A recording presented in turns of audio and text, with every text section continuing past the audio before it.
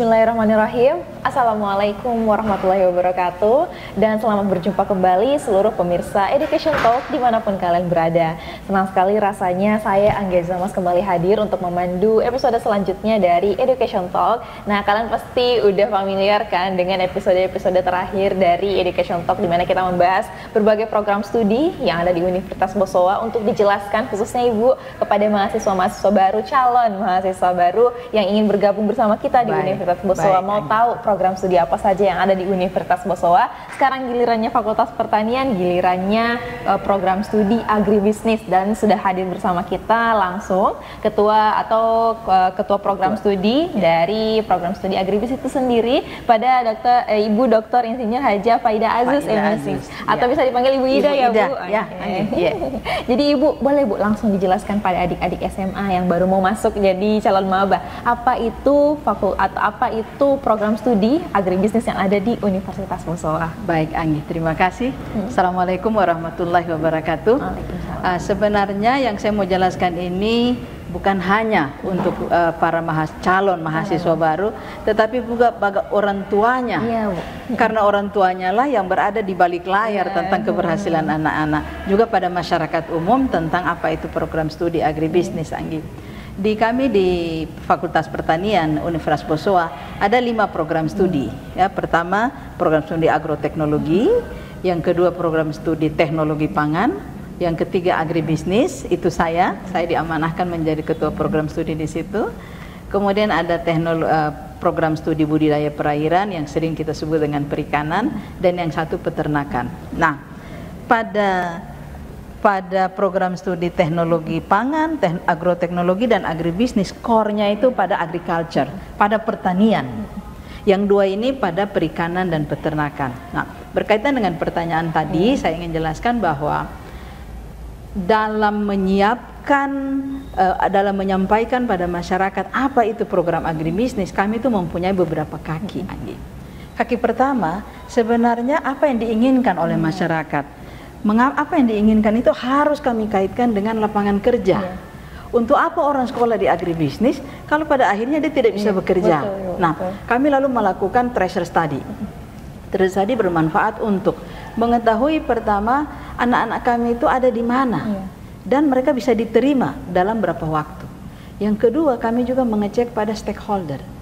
Lapangan pasar kerja ini butuh siapa, butuh seperti apa. Nah, ketika kami sudah tahu itu, kami tahu, oh berarti yang dibutuhkan itu adalah A, B, C, D. Maka kami akan mengantisipasi kebutuhan pasar itu dengan apa yang kami siapkan. Nah, dalam apa yang kami siapkan, yang kami lihat di masyarakat, ternyata ada yang dari agribisnis kami bisa. Itu yang disebut dengan profil lulusan kami. Itu pertama adalah dia akademisi atau peneliti. Yang kedua, dia itu pengusaha. Kami menyiapkan untuk pengusaha sesuai dengan ide besar dari founding father kita, dari Bosowa Group, bahwa kami memang harus menyediakan orang yang memang mampu untuk menjadi entrepreneurship. Nah, yang ketiga adalah dia adalah perencana pembangunan. Perencana tidak harus PNS, tetapi kami menyiapkan itu. Perencana adalah perencana pada kegiatan-kegiatan yang sifatnya corporate, ada di situ. Yang ketiga, kami adalah kami menyiapkan orang yang bisa menyampaikan informasi pembangunan pertanian. Kita berada pada tataran teknologi informasi. Tentunya tidak lucu anak-anak agribisnis, lulusan agribisnis berdiri berpidato di sawah. Itu tahun berapa? Tahun sekarang tidak.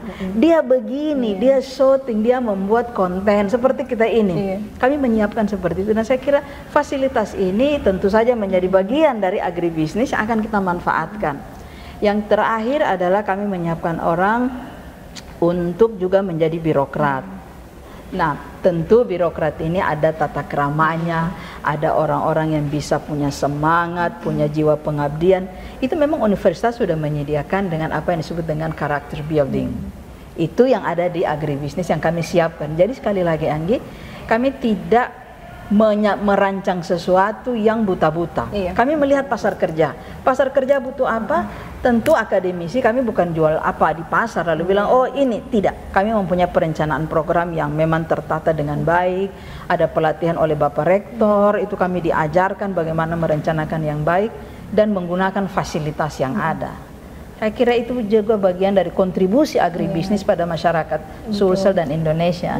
Iya, betul sekali Bu. Dan bahkan ya Bu, hampir semua program studi bahkan secara khusus Fakultas Pertanian itu memang selalu melihat kebutuhan pasar. Kemarin juga dari agroteknologi melihat seperti itu, dan tidak terkecuali lagi agribisnis ya memang Bu. Memang harus seperti itu. Tidak bisa tidak. Tujuan mahasiswa calon mahasiswa baru kita ingin melanjutkan pendidikannya adalah untuk bekerja. Jadi tidak salah masuk di Universitas Bosowa dan agribisnis. Agribisnis tidak salah sama sekali karena bukan hanya sekedar belajar, tapi memang Ibu sudah menyiapkan ya Bu di dalam. Iya. Di dalam itu Bu ada mata kuliah apa saja yang sudah Ibu program untuk mempersiapkan? Begini, kita tidak bisa bicara per mata kuliah. Kita bicara apa yang dicapai dari satu mata kuliah.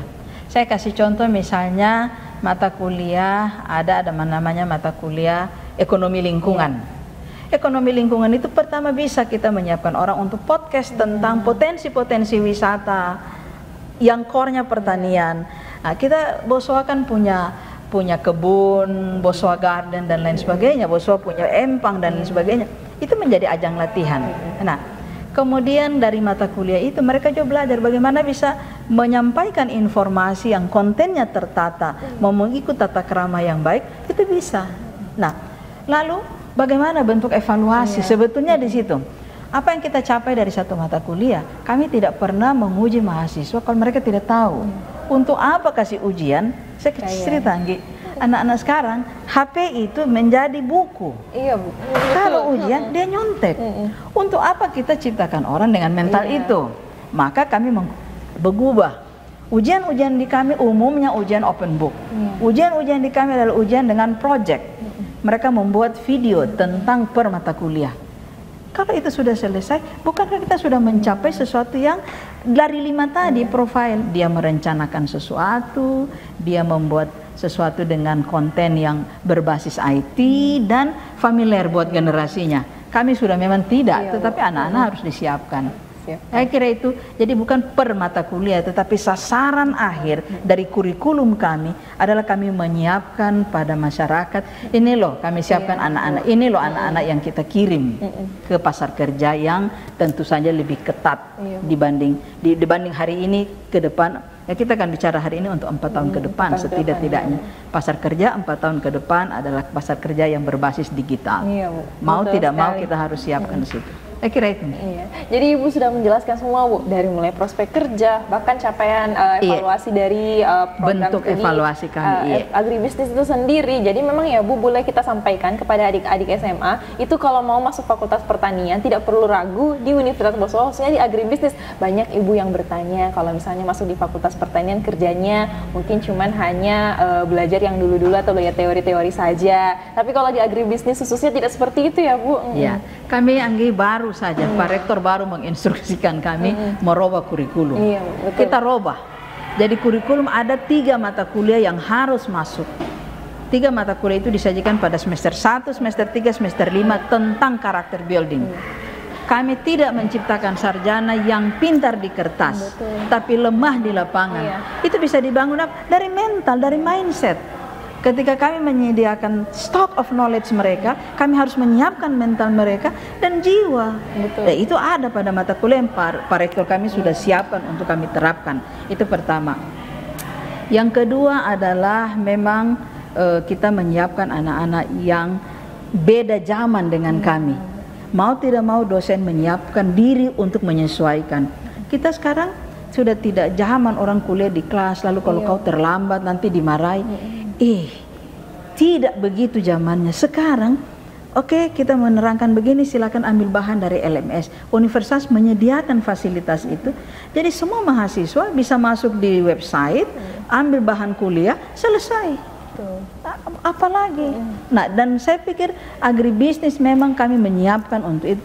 Jadi tidak terlalu mudah, tidak ada peribahasa Inggris bilang tidak ada makan siang yang gratis, tidak mungkin lah. Tetapi kami akan menyediakan makanan-makanan yang bergizi dengan cara yang mudah, praktis dan sesuai zamannya. Saya kira analoginya begitu. Betul.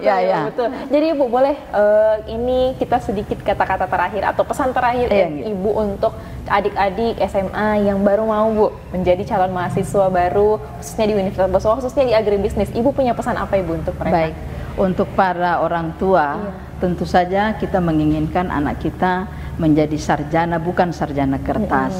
Kita mau anak-anak kita adalah sarjana yang siap di lapangan kerja, sarjana yang mempunyai mental yang memang harus high, lebih tinggi levelnya dibanding teman-teman yang tidak sempat kuliah.